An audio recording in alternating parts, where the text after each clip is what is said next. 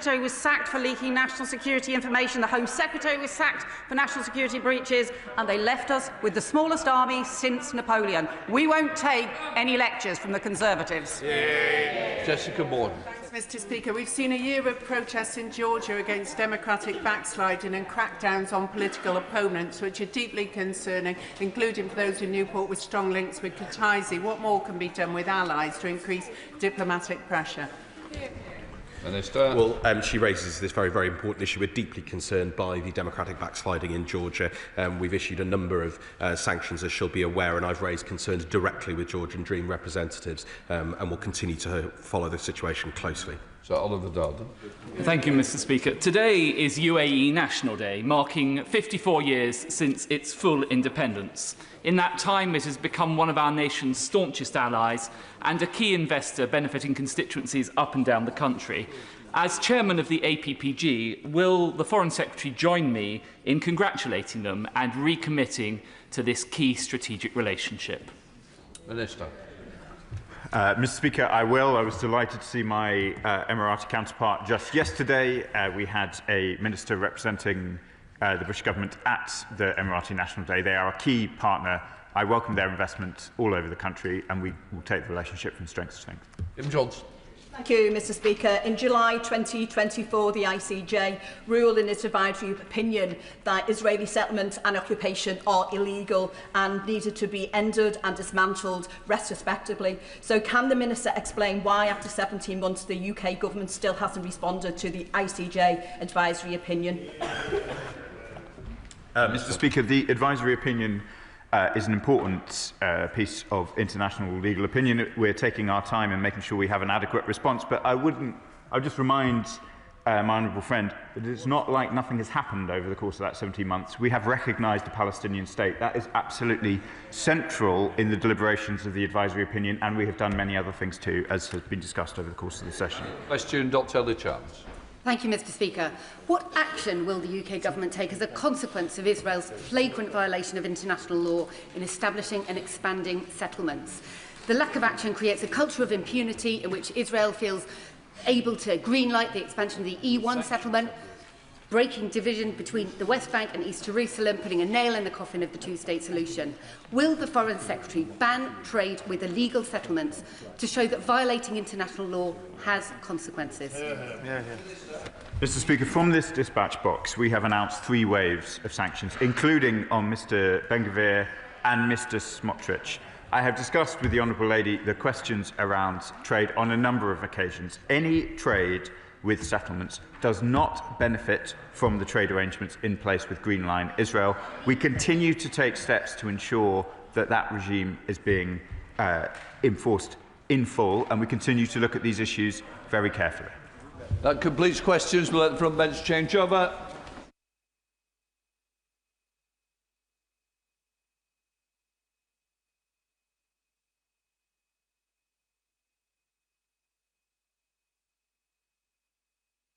I now call the Justice Secretary, David Lammy.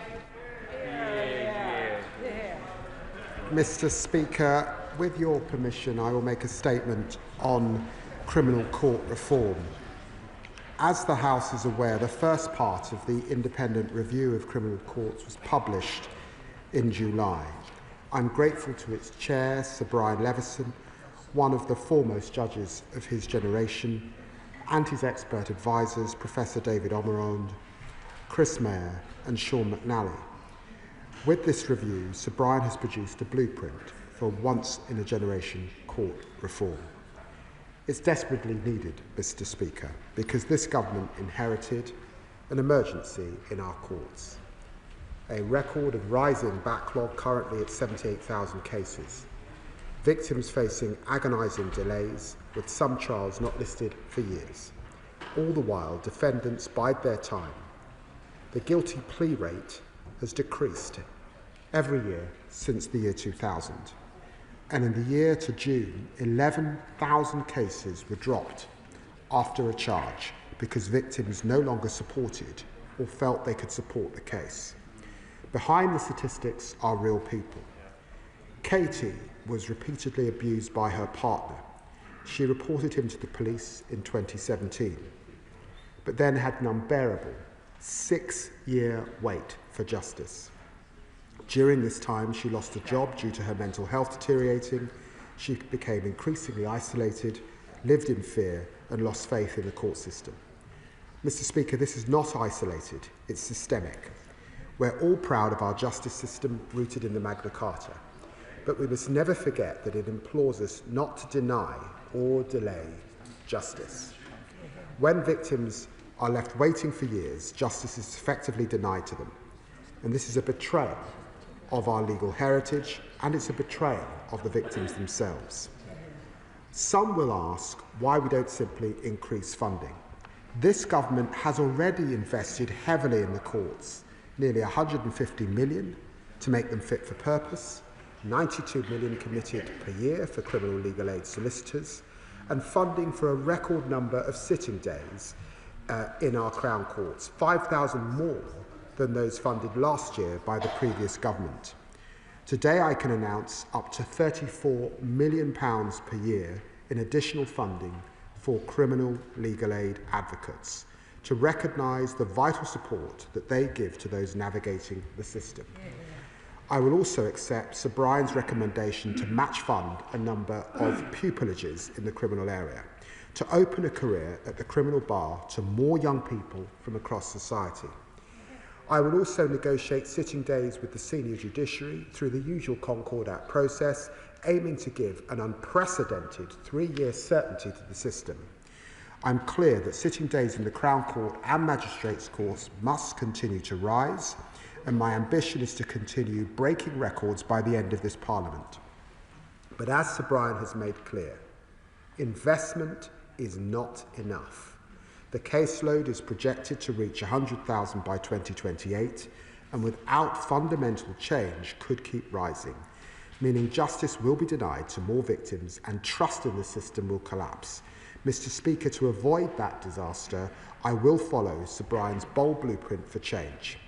First, I will create new swift courts within the Crown Court with a judge alone deciding verdicts in triable either-way cases with a likely sentence of 3 years or less, as Sir Brian recommends. Sir Brian estimates that they will deliver justice at least 20% faster than jury trials.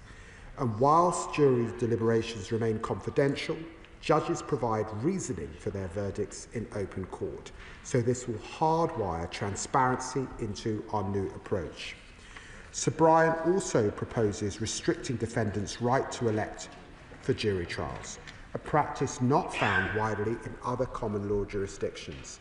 And let's be honest, it's a peculiar way to run a public service. Our world-leading judges should hear the most serious cases, and I agree that they and the magistrates should decide where a case is heard.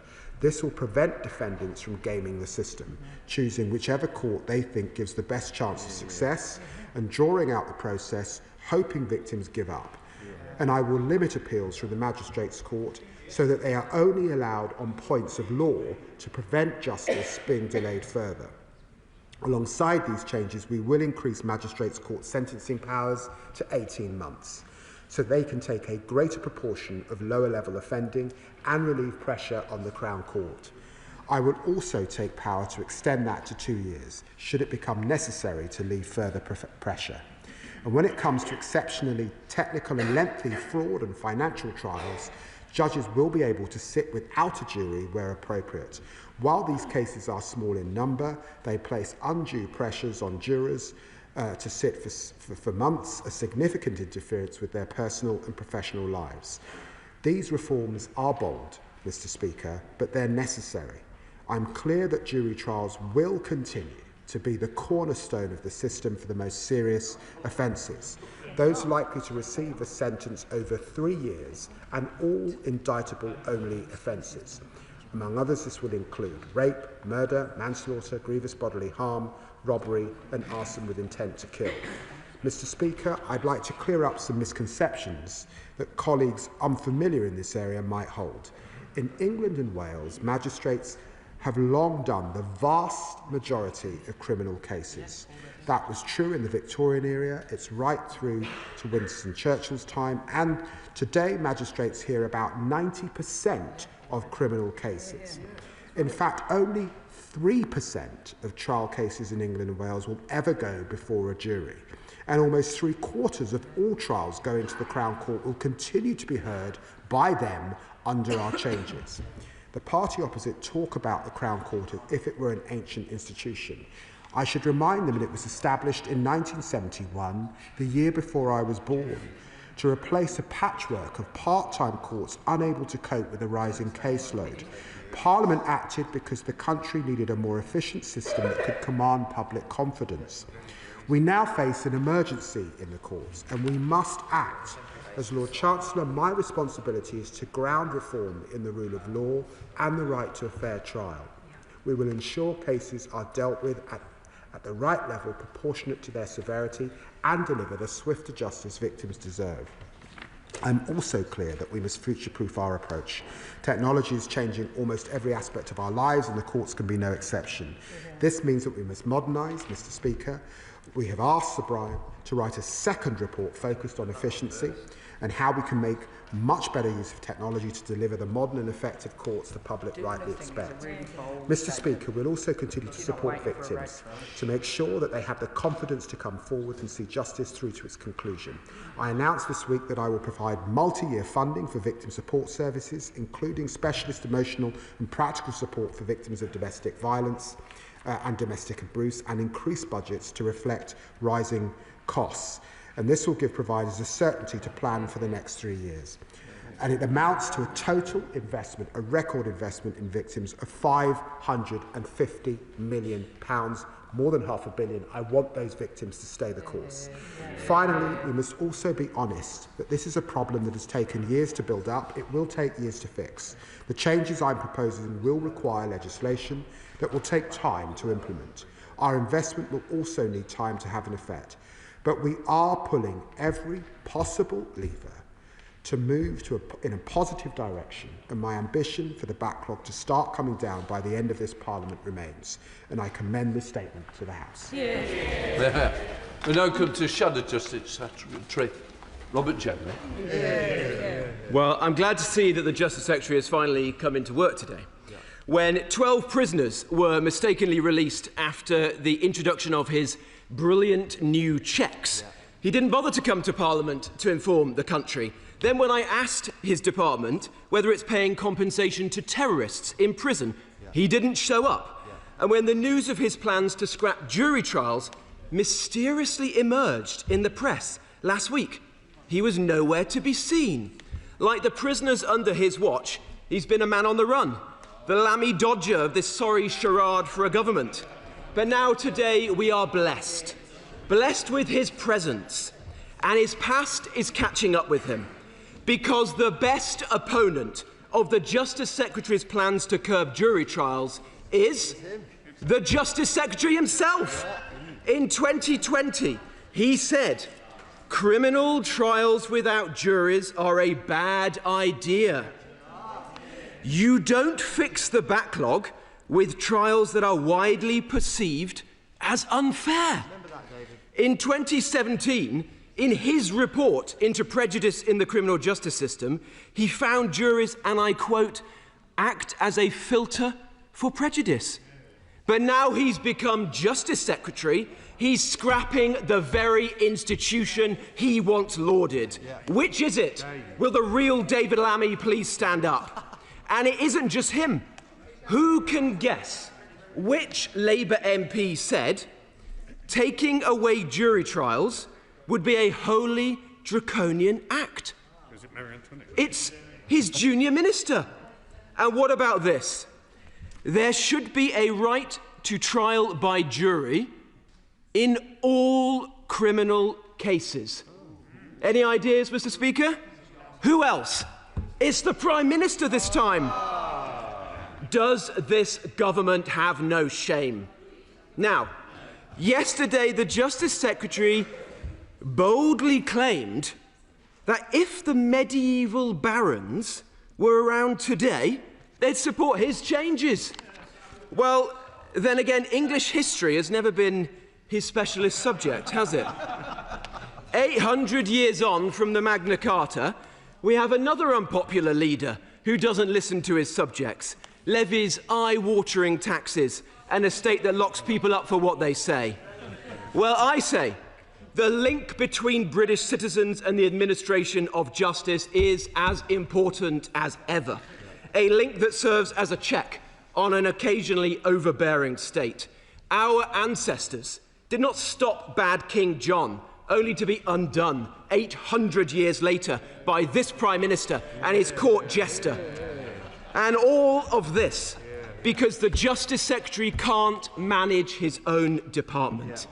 This morning, more than 50 Crown courtrooms sit empty in England alone. Can I just gently say, I wanted, quite rightly, the Justice Secretary to be heard without comment from the front benches, so I certainly expect the same in return. Do we understand? Thank you, Mr. Speaker. This morning, more than 50 Crown courtrooms sit empty in England alone. In fact, over 21,000 court days have gone unused this year. And why? Not because there are too many juries, but because the Justice Secretary won't fund the sitting days. Had he done so, the backlog would have shrunk by up to 10,000 cases rather than the fact it's risen this year. The truth is, scrapping juries is a choice. This government could find the money to bear down on the backlog of asylum claims. It could find the money to spend more on benefits, just not to fund the courts to sit round the clock. Last year, the entire budget for courts and legal aid was £5.5 billion, almost exactly the same amount of money, £5.4 billion, that we spent on illegal migrants. He defends their rights under the ECHR, but not our rights under Magna Carta. And for what? He can't even guarantee that in 4 years' time, this will reduce the backlog. With this Justice Secretary, it is justice delayed and justice denied.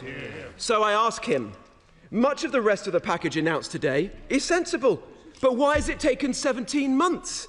The Bar Council, the Law Society, the Criminal Bar Association have all said that jury trials are not the problem. It's in the wrong way. It's very hard when you're looking at the doors. Thank you. Just, Mr. Speaker.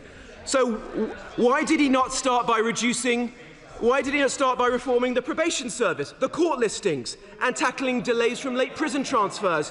Why has he still not taken up the Lady Chief Justice on all the sitting days she's offered him? And lastly, why on earth does this Justice Secretary think he has a mandate to rip up centuries of jury trials without even a mention of it in his party's manifesto? In his twisted logic, he says he's scrapping juries to save them. But be in no doubt, if the Justice Secretary gets away with this, is the beginning of the end of jury trials. He's already in retreat. Let's unite to send him packing for good. Justice Secretary. Well, I'm very grateful to the Shadow Justice Secretary, and I am a little surprised that in his tirade he never once mentioned victims. Not once. Not once in his clip did he talk about the people waiting in that backlog. He's boasted about himself as an armchair historian. Can I just give him a history lesson, Mr. Speaker? In 2019, sitting days in the Crown Court were cut by almost 15%. They oversaw a 12% reduction in Crown Court trials. And many of us remember, over those 14 years of austerity, the magistrates' courts that closed in local communities, the Crown courts that closed in local communities under his watch. It was a political decision, not my words, the words of the senior presiding judge of England and Wales. I wonder how he'll try to blame the pandemic for that decision. He talks about what I tweeted in 2020. We are saving and protecting jury trials. Jury trials will continue. He talks about trial by jury as if we live in the United States. 90% of criminal trials, 1.3 million, are done by our magistrate in this country, which has existed for 650 years, and we are going to grow our magistrates who we believe could do more. He talks about the Magna Carta. Yes, Article 9 establishes the jury trial, which we are proud of, and 39 establishes the jury trial, and it establishes a fair trial. But he knows too that Article 40 asks us not to delay justice, and that is the substance of this debate, and that is why we need reform. He knows too that the Conservatives took juries away from defamation cases in 2013. Back in 1933, we had juries sitting in civil cases. So, of course, we reform. We reform to meet the needs of the system. He knows also that because of DNA evidence, because of CCTV, for a whole raft of reasons, police arresting 10% more, we have a demand issue. We must meet that challenge, and we must ensure that we put the victim at the centre of our criminal justice system. That's who it's there for, and it's why he should have mentioned them. Andy Slaughter, Chair of the Justice Committee. Mr. Speaker, can I first recognise the commitment of the Lord Chancellor and the Minister of State in grasping the issue of the Crown Court backlog, which, as Sir Brian Leveson says, is a threat to our whole system of criminal justice. The criticism of these proposals from the opposition benches comes with no solution whatsoever. Can I also acknowledge his decision to stay within the limits proposed by Sir Brian for cases which in the future will be tried without a jury. Nonetheless, these are profound changes to the criminal justice system, which not only restrict the role of juries, but substantially extend the powers of magistrates and judges sitting alone. Will he therefore evaluate the effects of these changes to see whether they, along with other measures such as increased investment, bring down the backlog, and whether they do so fairly, without bias, and without increasing conviction rates or sentence length? And if they do not deliver on all these points, will he think again? Justice Secretary. Well, I'm very grateful to my right honourable friend for all of his work in these areas, and yes, I can commit to that evaluation, which is of course very important indeed.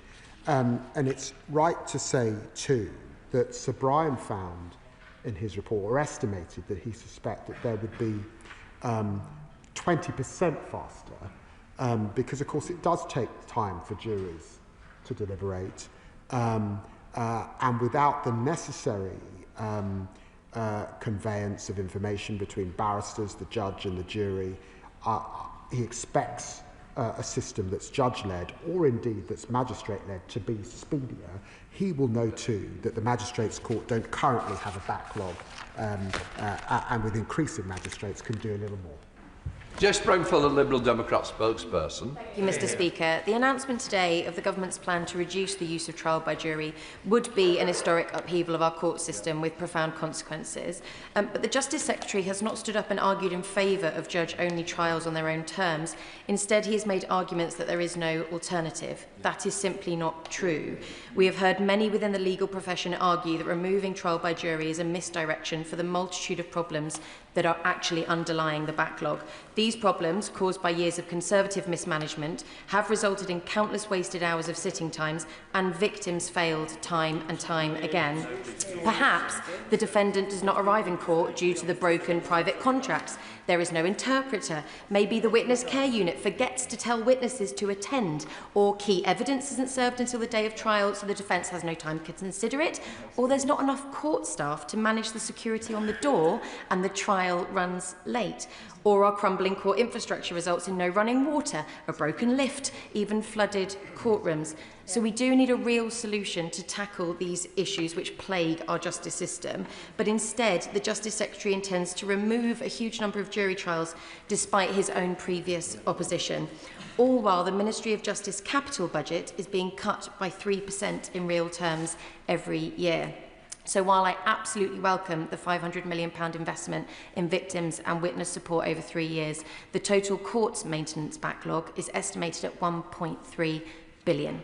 So can I ask the Justice Secretary, where is the investment to fix the collapsing infrastructure in the justice system? And will he consider reopening many of the Crown Courts closed under the Conservatives, including mine in Chichester? And as he confirmed to the media today, an entire jury's worth of prisoners have been released in error in recent weeks. Does the Secretary of State have confidence in his department to oversee such an extreme and radical reform when they're not even getting the basics right? Justice Secretary. I'm very grateful to the Right Honourable Lady. She mentions a range of issues which are important to ensure that across our 80 or so courts and 500 courtrooms that they're working effectively, and that's why we've asked Sir Brian Leveson to look at efficiency as part 2 of his review, because we do need not just our courts but Crown prosecution, our police working together at a regional level to deliver that improvement.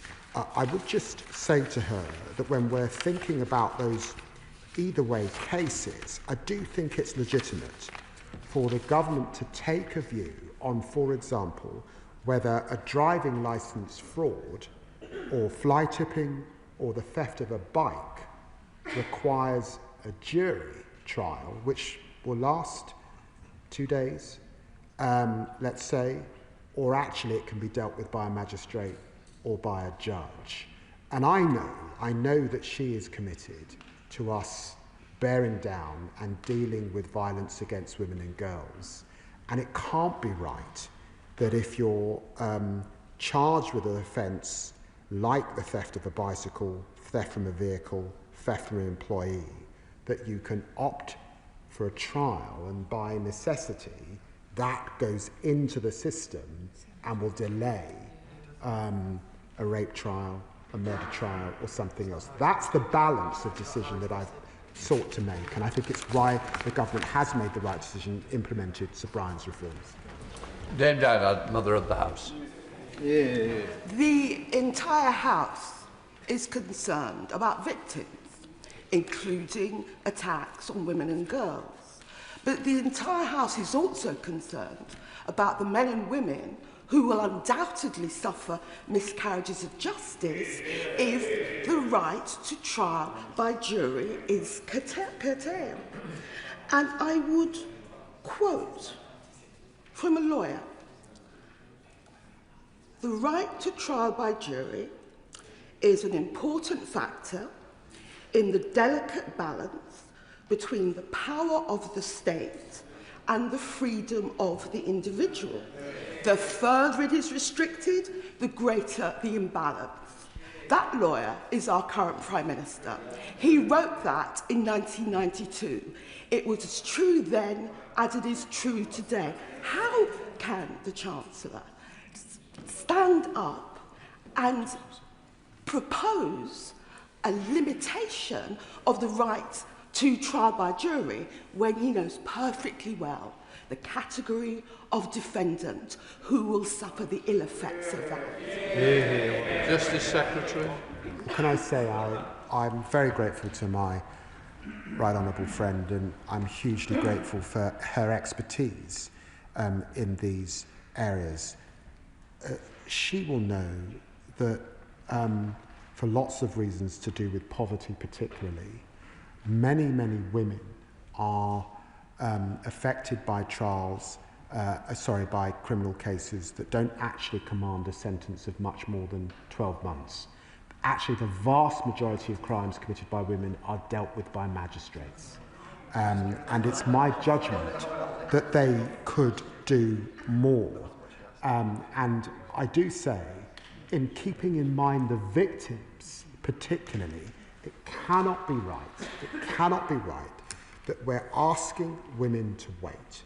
That in a city like London, if you are raped tomorrow, the listing will not be until 2028 or 2029. If you're centring those victims, and it's why I think the Victims Commissioner is supporting these changes, it is because we are putting those women first. I'd also remind her of the 550 million that I'm dedicating to victim support, to support those very women she talks about. Sir Jeremy Wright. Thank you very much, Mr. Speaker. I think the government deserves credit for taking seriously a serious report into a serious problem.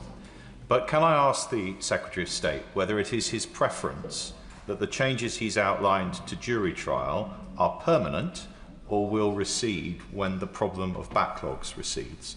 Can I also ask him, in relation to judges alone deciding either way cases, he knows that Sir Brian's recommendation is that the presumption should be that for cases where the sentence may be 3 years or less, that it should be a judge-only trial, but that, of course, is a presumption that could be rebutted. Is it the government's intention that that should be a presumption, not a definitive rule? And finally, he knows that Sir Brian also recommended that the plea hearings be pushed back to allow for advice on guilty pleas to be given more clearly and more fully, and that is likely to increase the number of guilty pleas, preventing cracked trials.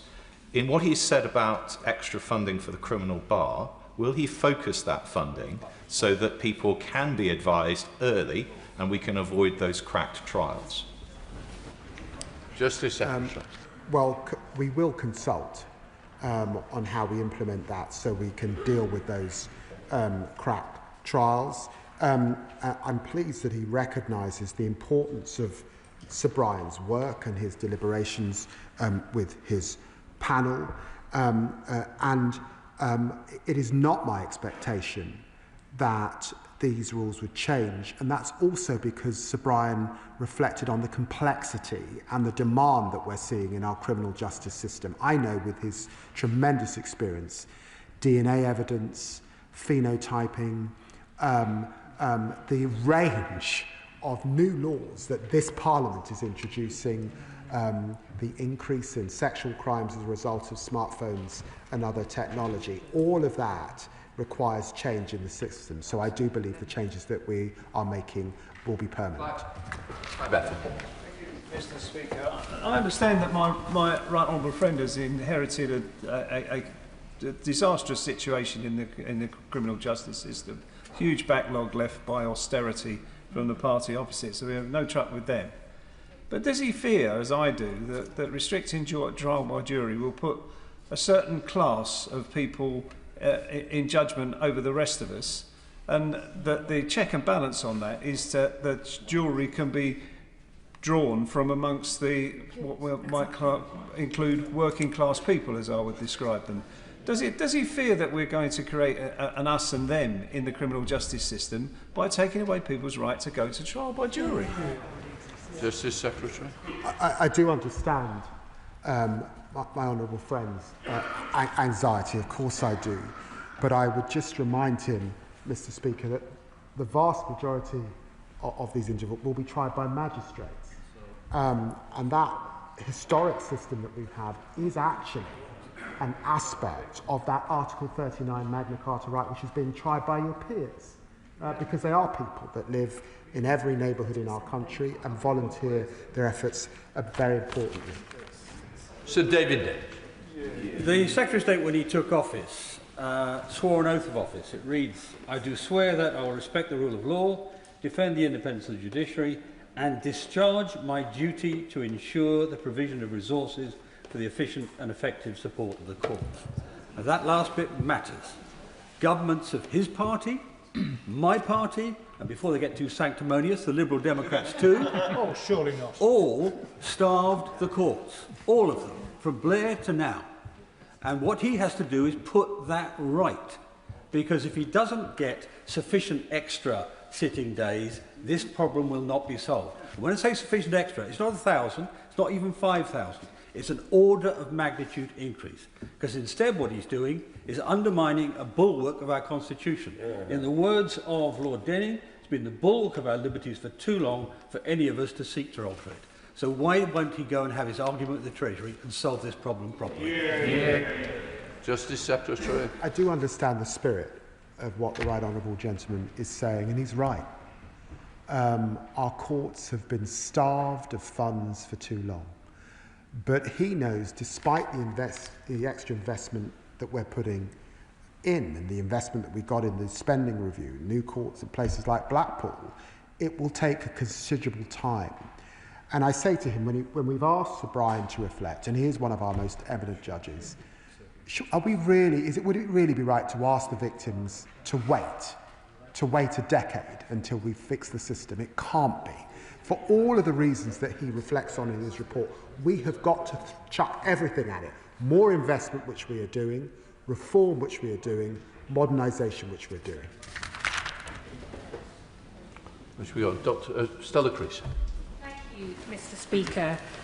Any of us who have supported a constituent who is in a rape trial will take no lectures from the benches opposite about how they managed our courts. There is clearly a challenge here. I think the worry for many of us is whether the Justice Secretary's own prescription is the solution, because as he points out, juries are involved in less than 3% of all criminal cases. So it is difficult to see how this measure, with all the challenges that it may bring for justice and fairness, particularly for some of our minority communities, will address that backlog. Lord Leveson himself pointed out increasing sitting days wouldn't be a solution unless we had the barristers as solicitors. So can he make a guarantee that there will be the funding for the legal aid that is required to ensure that every defendant has decent representation? Justice Secretary. Well, I'm very grateful to the Honourable Lady, and I just remind her that we are increasing that uplift to barristers and their fees, 34 million. We've also increased legal aid, 92 million for our solicitors, and because we do need a pipeline of criminal lawyers, we've got this match-funded scheme for pupilages, so that we do see the next generation of young people from all backgrounds becoming our criminal legal aid lawyers. Speaker, juries are not the cause of the court backlog. If they were, we would not see similar extended delays in the magistrates' courts, which have a record backlog of 361,000 cases. The cause is not just pupilages, but also legal advisers in the magistrates' courts. Given that some of these cases with potential longer sentences will move to the magistrates' court, what additional investment will go into them so that we don't just see the problem move from the Crown Court to the Magistrates' Court and see victims wait just as long there? Justice Secretary. I say that's why we're putting money into legal advisers. That's why we're growing the magistracy. There isn't anything like the backlog in our magistrates' courts that exists in our Crown Courts. So the question is, should we leave it as a year, or could our magistrates do more? And I think 18 months in terms of the sentencing threshold is right. Richard Bergen. Thank you, Mr. Speaker. I need to be honest.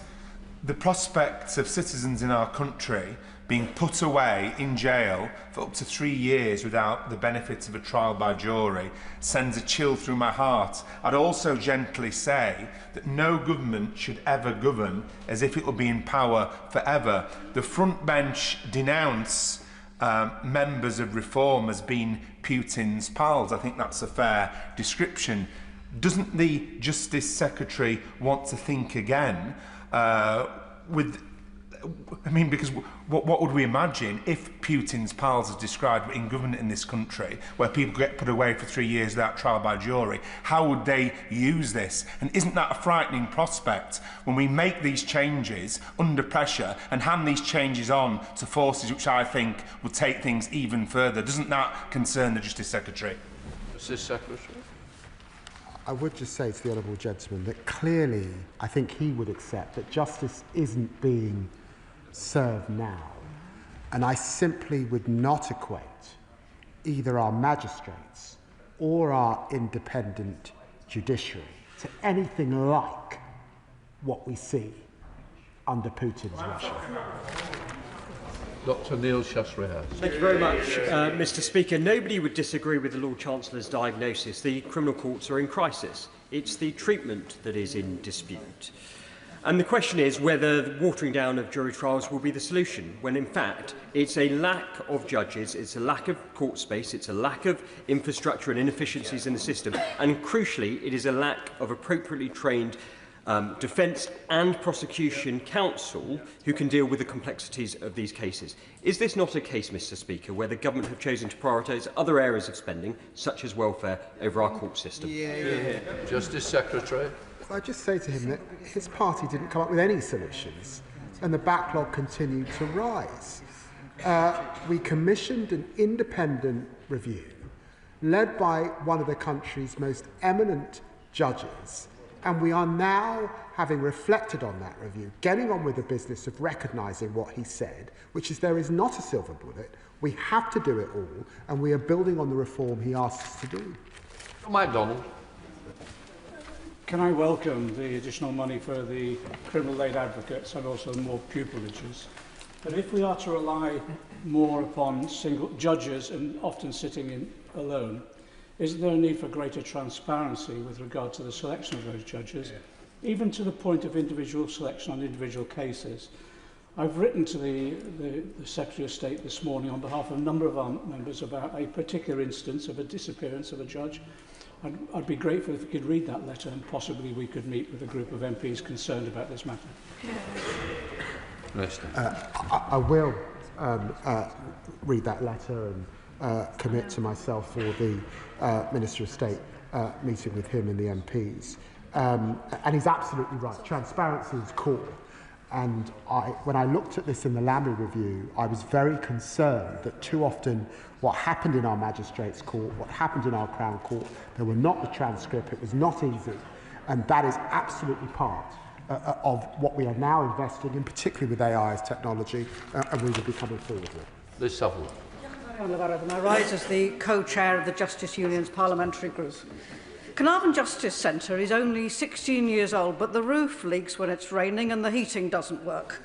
So I'll list some of the root causes why criminal courts are processing fewer cases. High workloads, staff shortages and inexperience, poor administration, crumbling buildings.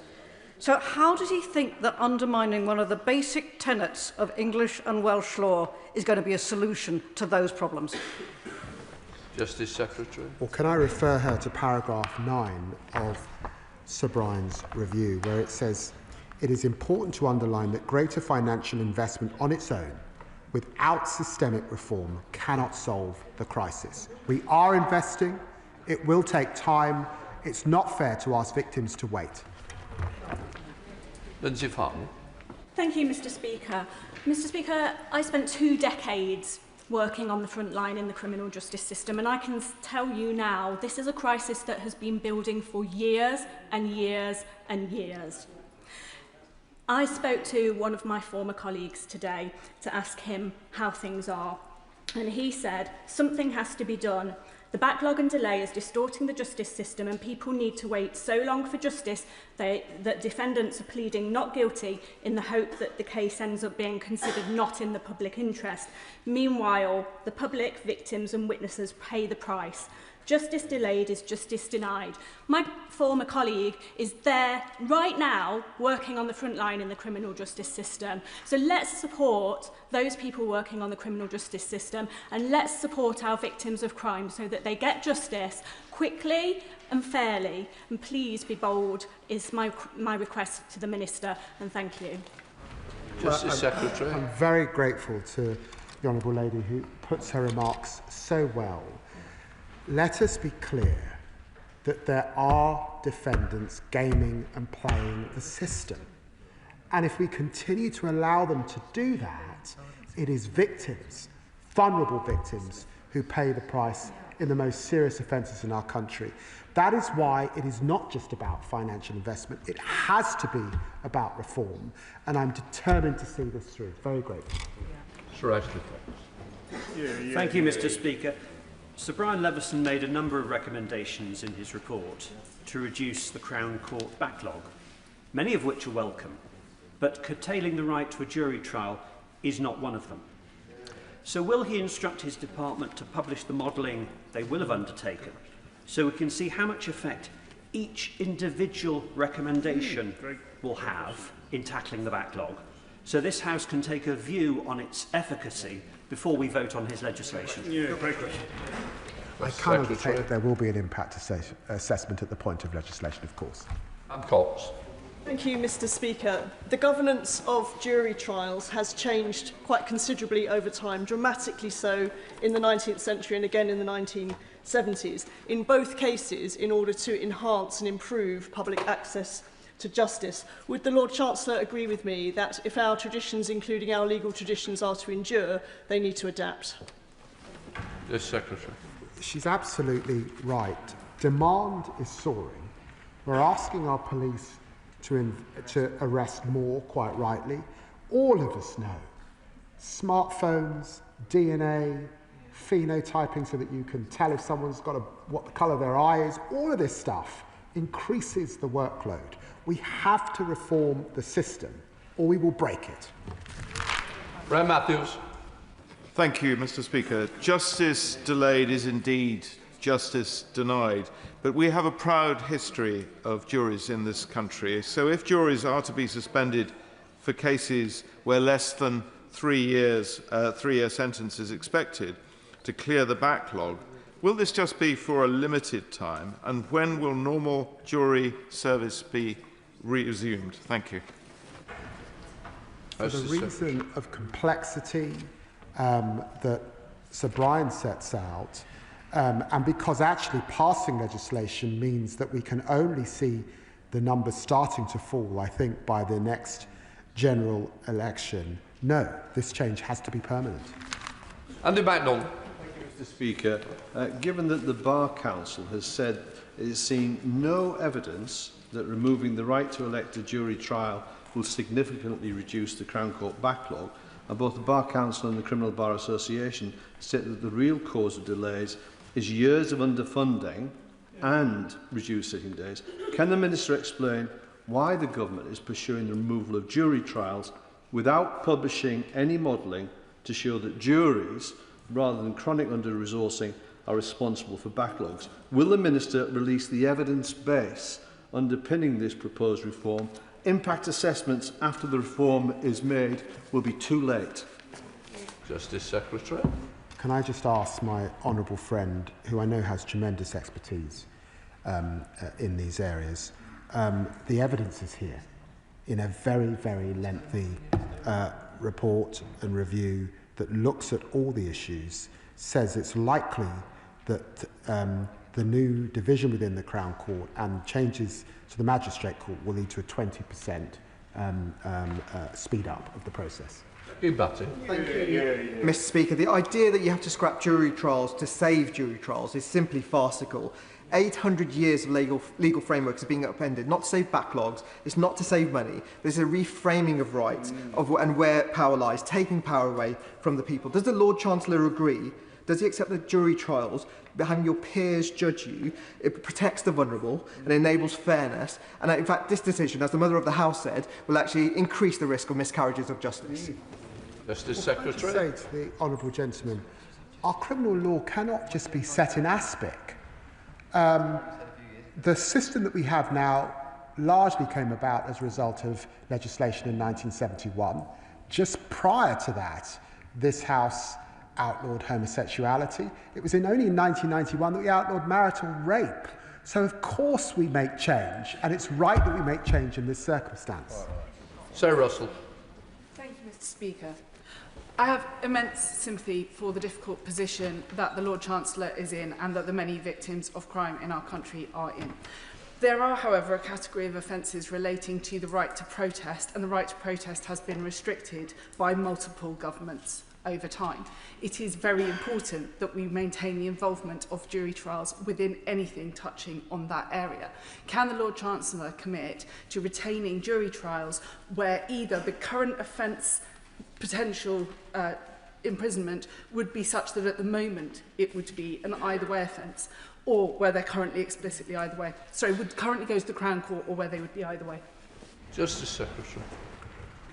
Well, I recognise that in that category of those who are sentenced to beyond 18 months that would now sit with the magistrates and up to 3 years, there will be a range of cases. But I do believe that determination now must be left to our magistrates and judiciary to make that appropriate determination. Lockhart.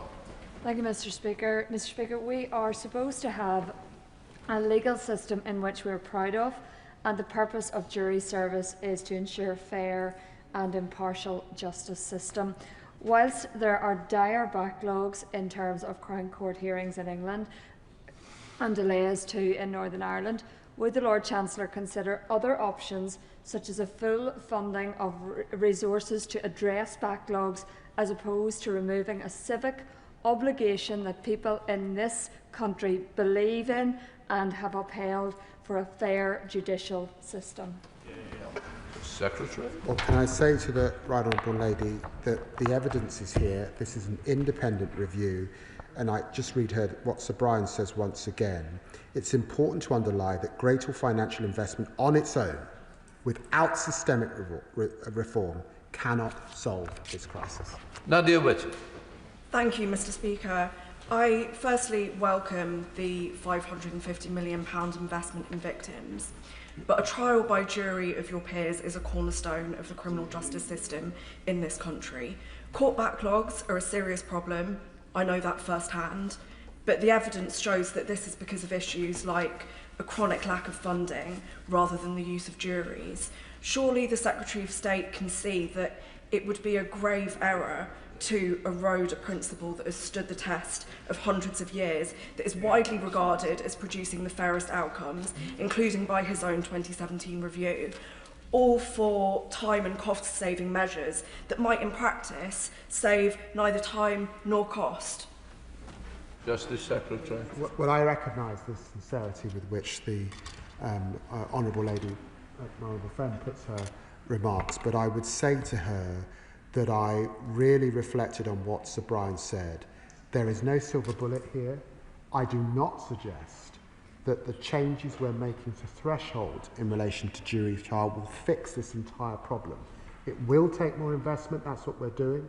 It will take modernisation, particularly in relation to transcript and audio, but it will also take reform. And we have reformed the criminal justice system in the past. We can do that again in a way that is fair and right for everybody. Gagan Mahendra. Thank you, Mr. Speaker. In the event a volunteer magistrate makes a mistake and jails someone for 2 years, now that person's automatic right to a rehearing is removed, can the Justice Secretary confirm whether he believes this is efficiency or just easier wrongful imprisonment? Justice Secretary. Of course you would get permission to appeal where the circumstances are legally correct. Of course you would. Brendan Jess. Mr. Speaker, I welcome the proposals being made to tackle the court backlogs and the delays, and the previous government did nothing to address this. But can the Secretary of State please confirm that this government will preserve the sanctity of jury trials, but the changes relate to only some of either way offences, which are considered to be less serious and can therefore be properly dealt with by magistrates who already deal with 90% of criminal cases? Justice Secretary. Yes, I can. Very grateful. And I'd want to confirm, for every victim of a crime, it's serious. But the decisions that I'm making from the dispatch box are about length of sentence, asking our magistrates to go up from 1 year to 18 months, and asking this new division within the Crown Court to deal with 18 months to 3 years. Thank you, Mr. Speaker. Does the Secretary of State not agree that his policy to abolish trial by jury in all but the most serious of cases undermines the whole foundation of law and order in this country and risks the further politicisation of our judicial system, with judges acting alone as the state and no longer being held to account by the people in the form of a jury? Secretary of State. No, I do not. Catherine Atkinson. Thank you, Deputy Madam Speaker. Victims are waiting for years to be able to see their cases go to trial. Christmas after Christmas, unable to heal or move on. The backlog at a record 78,000 cases, and a backlog that was growing under the Conservative government before the COVID pandemic. Does the Secretary of State find it as galling as I do, the hypocrisy and faux outrage of the Conservative opposition, that reform is needed to clear up the mess they made of our criminal justice system? Secretary of State. She puts it very well, and as I said, I was worried that the Shadow Justice Secretary did not mention victims at all in his statement. He did not talk about their record in office. There's been a lot said about further investment, but effectively behind those questions is that we should ask victims to wait another decade while that vets me. I don't think we can do that. Sian Berry. Madam Deputy Speaker, I appreciate the focus on victims, but has the Secretary of State considered the risks of removing juries with, where there are charges with state or corporate victims if we are to preserve dissent, whistleblowing and protest? And given big concerns raised about representation among judges, is he concerned about the potential for really damaging a tax on and politicisation of individual judges and their decisions?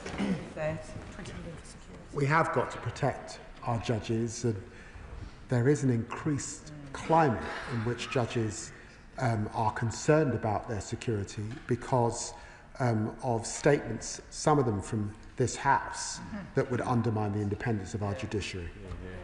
Kim Johnson. Thank you, Madam Deputy Speaker. The proposed new SWIP courts will mean decisions regarding guilt will be made by judges alone, who have had sight of inadmissible and potential prejudicial evidence. So, can the Secretary of State give assurances that judges' decisions are not influenced by inadmissible evidence, bearing in mind the significant consequences for both victims and defendants involved in cases no longer eligible for jury trials?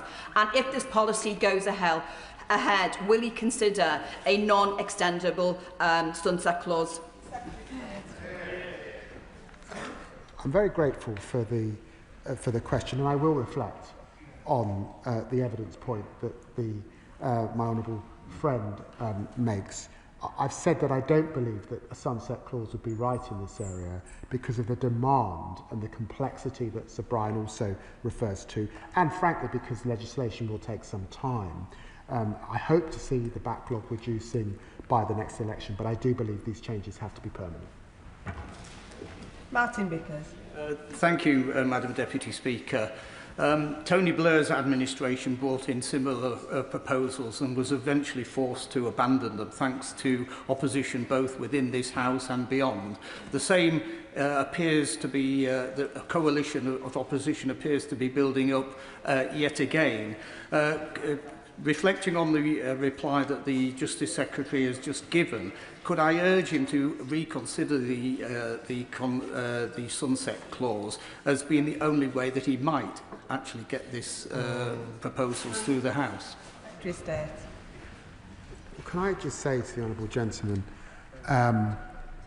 you know, when I had come out of practising at the beginning of the Tony Blair period, the cases were not anywhere near what they are today. There wasn't a backlog. I mean, cases could come on within a year. So very, very different circumstances. And we did not commission a lengthy review to look at all of these issues in the way that we have today. So it's a vastly, vastly different set of circumstances. Thank you, Madam Deputy Speaker. In September, I attended a roundtable meeting with CSE survivors, which was hosted by the Mayor of West Yorkshire. And one of the key issues they raised was the delays that they are facing in court proceedings. It is unacceptable that perpetrators aren't being brought to justice more quickly. So can I welcome these reforms, but can the Justice Secretary set out how we will make sure that those court delays are reduced as much as possible and that perpetrators are brought to justice as quickly as possible? Secretary. Well, I'm very grateful to my honourable friend, and she's absolutely right that it's in implementing those recommendations, it's in moving, I hope, to legislation as soon as we can. The continued investment in the court system is important. The Concordat and my obligation to get to more sitting days is of course important. Modernisation and the use of AI and technology across our court system and modernising our courts is very important. And of course this is, you know, the discussion today is about our criminal court, but we also need investment in our civil courts and our family courts as well. Thank you, Madam Deputy Speaker. I begin by firstly making reference to marriage to interest as a practising barrister and a law firm owner. Our centuries-old right to jury trial is not an ornament of the past. It is the living example of a fair trial, the safeguard that ensures no citizen is judged except by their peers. It is the cornerstone of our legal heritage and the bedrock of public confidence in criminal justice. It must not be curtailed for administrative convenience. And let us be clear, curtailing jury trials won't cut the backlog. And if it does, it will simply shift that backlog straight back into the appeal courts. So why has the government chosen not to prioritise court capacity, judicial recruitment and proper case management reform, but instead chosen to curtail jury trials? We're doing all of it, I would say, and I have huge respect for the Honourable Gentleman and his experience as a criminal practitioner. And let me say, of course, I've heard a lot of messages over the last few days from friends of mine that are at the bar or are criminal legal aid solicitors. Change is hard, but the responsibility of the government is to look at the whole system, to look at all that has been said, and to centre victims. And I'm not hearing, really, from the Chamber, for those who oppose what we're doing, what else? What I am hearing is more money might fix this problem, Well, Sir Brian's been clear, investment alone will not fix this problem, and it's not acceptable to ask victims to wait another decade for that investment to kick in. Rachel Hopkins. Thank you, Madam Deputy Speaker. I welcome the government that the government will match fund criminal barrister pupilages and agree there should be a focus on opening up a career at the criminal bar to even more young people from across society, and I'd say from across socio-economic backgrounds. Can the Lord Chancellor set out what additional plans he has to make law a more accessible sector for young people of all backgrounds? Secretary of State. The day I was called to the bar back in the mid-1990s was a huge moment in my life, coming from a working class poorer background, raised by a single mother. And I'm deeply saddened that over the last few years, young people from all backgrounds have been put off becoming criminal legal aid solicitors, criminal legal aid barristers. We've got to do something about it. And that's why I've found the money, both to raise fees for our barristers and our lawyers in this area, but also to ensure that we've got the next generation of lawyers coming through. And I hope it doesn't get lost in some of the misconception about jury trials. Robertson. Thank you, Madam Deputy Speaker. The Justice Secretary blames the court backlog on reduction in funding by the previous government, yet he plans to reduce access to jury trials permanently. Isn't the truth of it he doesn't want to fund courts because his government has prioritised welfare for the few over justice for the many? No, absolutely not. We are implementing and building on the work of Sir Brian Leveson. We are determined to bring this down. It does take investment, it does take reform, it does take modernisation. Chris Vince. Thank you, Madam Deputy Speaker, and I thank the Lord Chancellor for his statement here today. Residents in my constituent Harlow are rightly concerned about the court backlog. Waiting 6 years for justice is not justice. Can the Lord Chancellor confirm that these changes, they will bring down the court backlog, and can he reassure us that actually those major crimes that he spoke about will still face a trial by jury? Secretary of State. I can confirm that the jury system remains the cornerstone of our system and must do for obvious reasons. I do want to see the backlog coming down, but this is a mountain to climb, and that's why I've said I want to see reductions by the next general election. But the trend at the moment is upwards, and that's why we've got to throw everything at it if we're going to solve this problem. Will Forster. Thank you, Madam Deputy Speaker. I've previously raised the case of my Woking constituent, Danny, who is a victim of grooming and sexual abuse. She is having to wait more than 6 years for justice. Although I am concerned about these proposals from the Justice Secretary, I and others can probably be convinced if they do genuinely put victims first without undermining our justice system. So to do that, to persuade me, please will the Justice Secretary agree to publish the impact assessment in full and let the Select Committee for the Justice team fully scrutinise these proposals before the bill is introduced? Well, as you would expect, of course there'll be an impact assessment at the point of legislation, and the full scrutiny of these proposals, both in this place and in the other place. I would just say to him, listen to victim voices today. Listen to our victim commissioners. Listen to those groups that support victims. They are supporting these proposals because they know that combined, not just unilaterally, but combined, They are the best attempt that we've got to recalibrate and bring the system back to where it should be.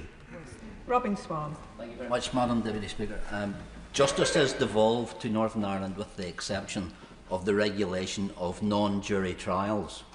On the 9th of June, a Northern Ireland minister in a committee of this place on the extension of non-jury trials in Northern Ireland actually said, the Secretary of State has asked officials over the next 2 years to examine how Northern Ireland could move away from those provisions, being non-jury trials. Is that still the government's mind?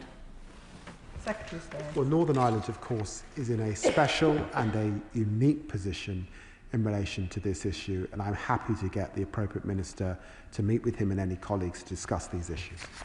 Alison Bennett. Thank you, Madam Deputy Speaker. I'm hoping, for the avoidance of doubt, that the Justice Secretary can rule out any changes to inquests with the jury, which are required when the deceased has been detained by the state. These inquests are also subject to agonising delays for bereaved families. Given those delays, can he set out what plans he has to address backlogs in the Coroner's Court? Secretary of State. Well, I'm very grateful for the question, and I can rule that out, and happy to have the Minister discuss what we're doing in the Coroner's Court with that. Ayub Khan. Thank you, Madam Deputy Speaker. Can I declare an interest as a practising criminal barrister? Before the Justice Secretary tears up clause 39 of Magna Carta, which guaranteed that no free person shall be imprisoned except by the lawful judgment of their peers, I asked him to consider only a few weeks ago I was in the Crown Court in Birmingham, where a matter was delayed and adjourned because we didn't have courtroom availability. So eliminating juries will not solve backlogs in the way he describes, but it will erode public confidence in the very principles that have protected our justice system for over 800 years. So I accept justice delayed is justice denied, but I'm sure the Minister will also understand justice must not only be done, but must be seen to be done, and that can only be done by juries. Hear, hear. Well, I note he accepts that justice delayed is justice denied, but then doesn't come up with a solution. Does he respect Sir Brian Leveson and his work? Does he recognise that it's important that we do reform the system so it's fit for purpose and fit for the next generation? Does he accept, he must accept, as a criminal practitioner, the huge demand and the changes that we've seen in criminal practice since I qualified as a lawyer 30 years ago? Of course he does. Jim Allister. Madam Deputy Speaker, having spent my professional life practising in the criminal courts in Northern Ireland, where we have had both jury trials and non-jury trials to deal with terrorist offences, I must say to the Justice Secretary that whatever the intellectual capacity of a judge, they do not have the practical life experience collectively of 12 jurors. And it is that which brings superior credibility to a jury verdict. Yeah. So could I suggest to the Justice Secretary that to dissipate juries is to strain the quality of our justice, particularly in circumstances where the presiding judge will have to both decide on the admissibility of evidence and then to put from his mind evidence he might have dismissed when reaching a verdict, and nonetheless convey to the public that justice has been seen to be done. Well, I'm hugely respectful of the honourable gentleman's experience in these areas. We do ask our judges across a whole range of areas to make life-changing decisions. I'm the father of an adopted daughter. There is no greater decision than you can make, believe me, to take a child away from its birth parents. So judges do have to make difficult judgments, and they do so with the assistance, of course, of those who give evidence before them. So I do believe we can do this, and I just ask him to reflect on that 3-year threshold and the sorts of crimes in which we're asking our magistrate and our judges to make those fine judgments. Iqbal Mohammed. Thank you, Madam Deputy Speaker. The previous government should hang its head in shame for leaving our judicial system, the courts, the black backlog and the prison systems in such disarray. A 2022 survey of 373 legal professionals conducted by barrister Keir Monteith KC and the University of Manchester found 56% of respondents had witnessed at least one judge acting in a racially biased way towards a defendant, while 52% witnessed discrimination in judicial decision-making, concluding that there is institutional racism in our justice system. Given the Justice Secretary now seeks to remove juries, does he foresee greater injustice, prejudice and racial discrimination in our courtrooms? And what steps is he taking to tackle the existing and likely increase in institutional racism? The honourable gentleman knows that the previous Prime Minister David Cameron and Justice Secretary Michael Gove asked me to conduct the Lammy review. And in that review, I did recommend that training, which was not happening in the way it should happen, and it's now happening. I was concerned about the diversity of our judiciary and our magistracy. That has improved, more to do. But say in London, with 31% of our magistrates are now from an ethnic minority background. And of course, it's also important that in the changes that we're making, we will now get the judges' reasoning, which of course lawyers like those on the backbenches can challenge. Where you've got a jury, you don't get the reasoning. And I think that is important as we look at these issues of accountability. Madam Deputy Speaker. Point of order, Dr. Kieran Muller. Thank you. During the questioning, the Justice Secretary referred to the Victims Commissioner supporting these proposals. I wonder if the Justice Secretary would be able to clarify the record. The Victims Commissioner sadly passed away a number of weeks ago and cannot possibly have seen these proposals.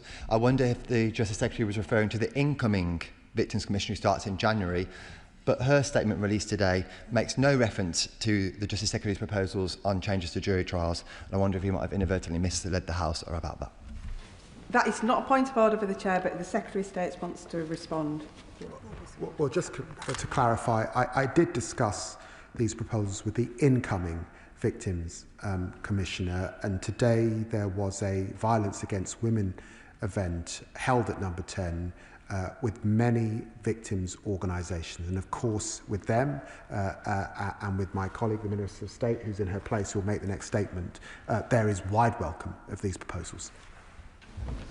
That concludes the statement. And before we move on to the next statement, I have to notify the House, in accordance with the Royal Assent Act 1967, that the King has signified his royal assent to the following acts: Public Authorities Fraud, Error and Recovery Act 2025, Property, Digital Assets, etc. Act 2025, Animal Welfare, Import of Dogs, Cats and Ferrets Act 2025, Border Security, Asylum and Immigration Act 2025. We now move to the next statement. I'll just give a few moments for the front benches to swap over. The ferret, isn't it? Every time.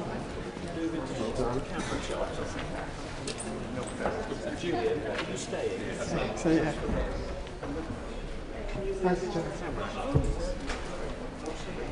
Statement, Minister Jess Phillips. With permission, Madam Deputy Speaker, I would like to make a statement on the Angelini inquiry. I cannot begin anywhere else than by acknowledging the abhorrent crime that led to the establishment of this important inquiry in the first place. Sarah Everard's murder by a serving police officer was a betrayal of trust so wretched that it defies belief. None of us will ever forget the collective sense of sorrow, outrage and revulsion that swept across the country in the aftermath. There were far-reaching implications for policing and the public's confidence in those who are meant to serve and protect communities. And let us always remember that this began with a young woman losing her life. A beloved daughter, sister and friend gone because of an act of pure evil. Today I am thinking of Sarah and of the years denied to her and of her loved ones. They are in all of our hearts, as are the other victims of violence against women and girls who have lost their lives. As the Justice Secretary said, I've been with some of them this morning, and we hold them, and I'm sure I speak for the House, very closely in our hearts. Part 1 of the Angelini inquiry focused on the career and conduct of Sarah's killer, while Part 2 was commissioned to examine broader issues in relation to policing and the safety of women. The first of 2 reports that will make up Part 2 of the inquiry has been laid before the House and published today. It examines what more can be done to prevent sexually motivated crimes against women in public spaces. The report starkly highlights that many women do not feel safe due to the actions and behaviours of predatory men, and they are assuming the burdens of their own protection themselves through avoidance measures such as not going out at night, avoiding dark streets, and modifying their use of public transport. This is, as we all know, utterly unacceptable. As the inquiry chair, Lady Ailish Angelini, puts it so clearly in the report, somehow we have simply come to accept that many women do not feel safe walking in the streets. This is a substantial and significant report, and I would urge all members to read it in full. And while it acknowledges that there is a range of ongoing work which seeks to prevent these terrible crimes and disrupt predators, it also highlights that there is no quick fix and demands a more consistent approach across the whole of society to address and prevent this violence. I would like at this point to place on record my heartfelt thanks to Lady Eilish and her team for their work. They have approached and continue to approach their task with skill, sensitivity and determination.